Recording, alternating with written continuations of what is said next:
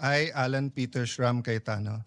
having been elected to the position of Senate President, having been elected to the position of Senate President, do hereby solemnly swear do hereby solemnly swear that I will well and faithfully discharge, that I will well and faithfully discharge, to the best of my ability, to the best of my ability, the duties of my present position the duties of my present position, and of all others I may hereafter hold, and of all others I may hereafter hold, under the Republic of the Philippines. under the Republic of the Philippines, That I will support and defend the Constitution of the Philippines, that I will